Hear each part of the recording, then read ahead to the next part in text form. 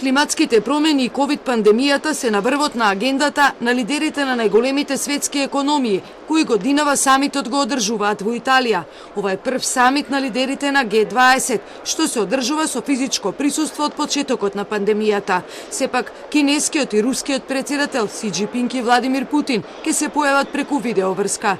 Италијанскиот премиер Марио Драги на лидерите им порача дека мора да направат се што е можно за да се надминат разликите, бидејќи успешните кампањи за вакцинација и координираната акција од владите, како и централните банки, ќе ја овозможат на глобалната економија да закрепне. We must be aware of the challenges we face collectively.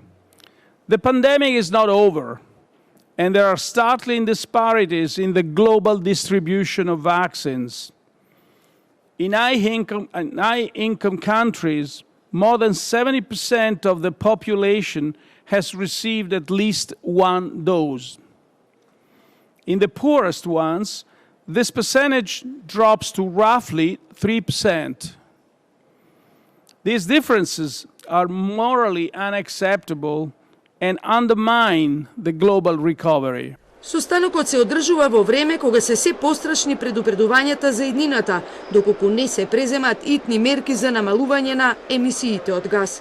Групата, составена од 19 земји и Европската Унија, се проценува дека произведува 80% од емисиите на газ во светот. На прошетката по Колосеумот во Рим, британскиот премиер Џонсон призна дека ниту овој самит, ниту предстојниот во Глазгов, кој почнува в понеделник, нема да го запрат глобалното затоплување, но потребен е ангажман од сите земји, пошто може да се надеваме дека може барем да се забави процесот.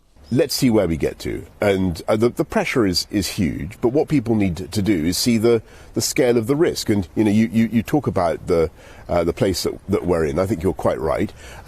This vividly reminds us of what happens when civilizations miscalculate. Агенцијата Reuters го објави нацрт комуникето од самитот Г20 за ограничување на порастот на температурата на 1,5 степени Целзиусови, но за тоа нема да се постигне правно обрзувачки договор. Нацртот исто така ветува дека ќе се преземат конкретни мерки за да се запре нелегалната сеча, ископувањето и трговијата со диви животни, пишува Reuters. Во меѓувреме, американскиот претседател Џо Бајден ќе се заложи за земјите да го зголемат производството на енергија во услови на високи цени, како и да разговараат за план за спречување на идни пандемии. Тој исто така на средбите со Џонсон, Макрон и Меркел ќе разговара за обновување на иранскиот нуклеарен договор. Рано утринава еколошките активисти го блокираа сообраќајот во Рим со седење на улицата Кристофер Коломбо, кој води до Конгресниот центар Нувола, каде што се одржува самитот на Г20. Доаѓа катастрофа, време е да се действува и од Рим до Глазгов вашите иницијативи се проблемот. Ова се само дел од нивните слогани. Инаку воздушниот простор над Рим е затворен за време на самитот.